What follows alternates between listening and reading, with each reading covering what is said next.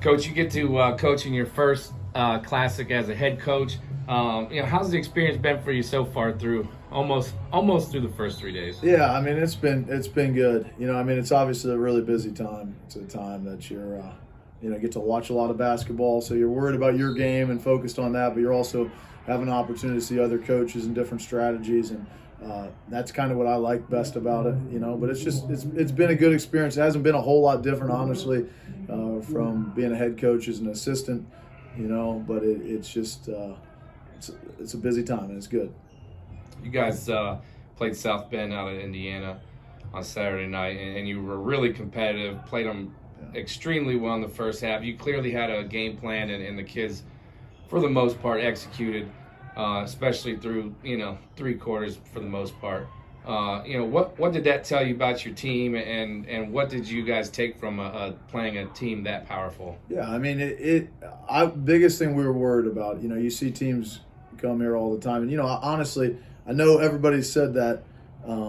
At least through 3 quarters, I really felt good about our fourth quarter. We weren't able to score the basketball, but I thought we forced them into a game time timeout in the fourth quarter. I thought that was big for us. Like, they felt like they were still in the game in the fourth quarter. So for me, it was just, we found out the biggest thing was just, can we rebound the ball? Can we? Yeah, I know they out rebounded us, but I felt like we held our own there on the boards. I thought that we took away things that they wanted to do in transition. I was just happy with the way our kids followed the game plan. That's not easy to do for young kids to follow a scout and a game plan.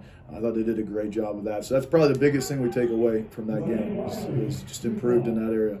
You guys obviously have a lot of growing pains. We all know the experience that you graduated last year, and you went through a rough patch with 3 losses there in a week or 2 in December. But then you guys bounced back, and it looks like you're starting to hit a good stride, even in Saturday's loss.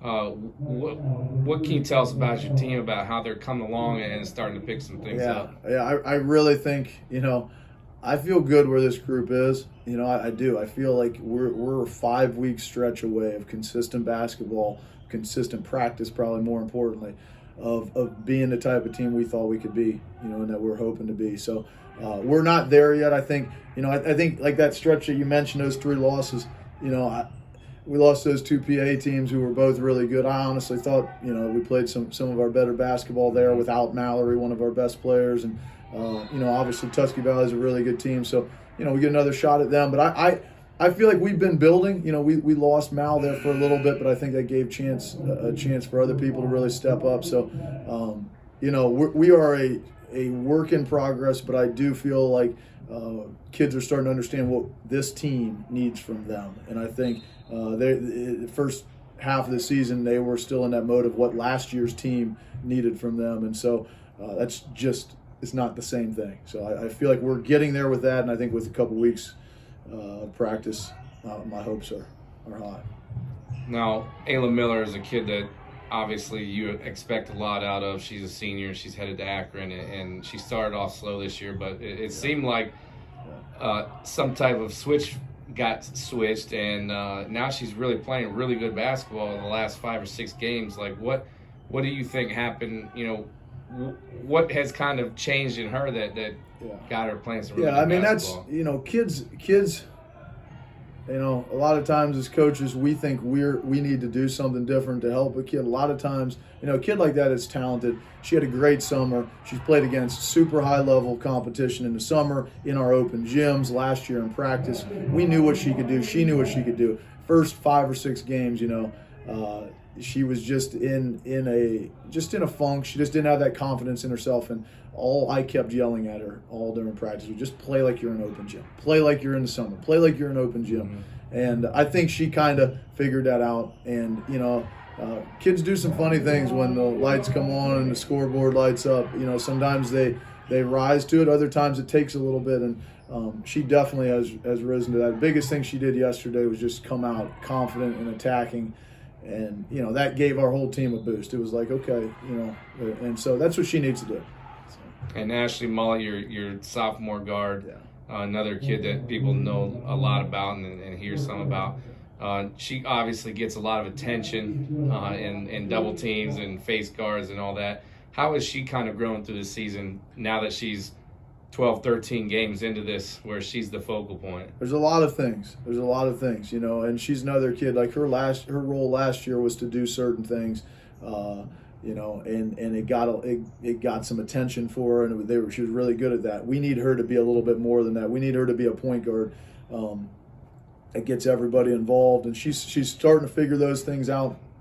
She's starting to set up the defense for later in the game. You know, there's a lot of a mental side to being a point guard that she's kind of picking up on now, and starting to understand the game from that angle a little bit. Last night I thought she played a great game at 0 points, but I mean, she was under pressure the whole game. I thought she showed a lot of composure, got us into stuff.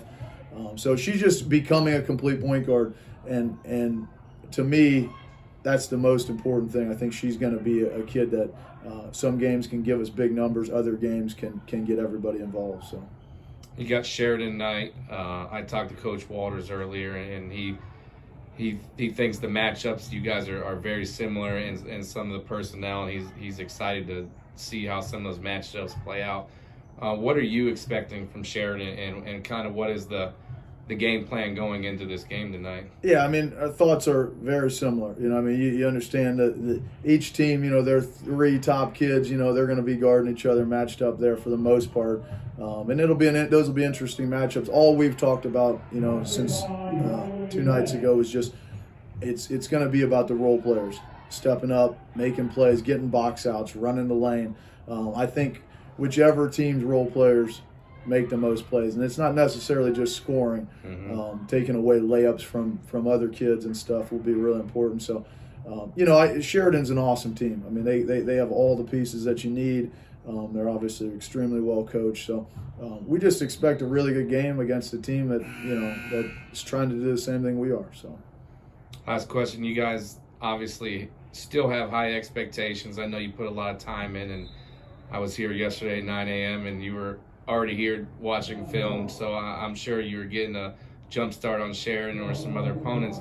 What are 1 or 2 things that you guys that really need to hone in on now that you're past the halfway point to make another run in the postseason? Yeah, you know, I mean, there's some definite technical things, you know, but you know, and those are pretty obvious sometimes. We got to find a way to score the ball when certain people have tough matchups. We got to find some other kids to step up, and as a team, we got to handle pressure a little bit better. There's some things like that, but for me, the biggest focus and the biggest thing we have to improve on in order to reach our goals is just each kid has to become more and more confident in what they're doing, more and more comfortable with what their role is.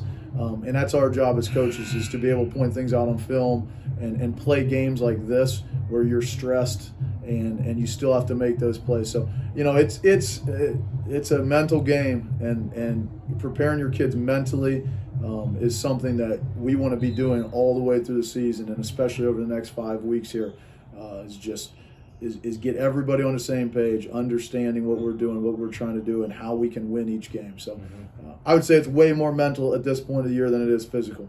So, all right, Coach, thank you, and good luck the rest of the year. Thanks.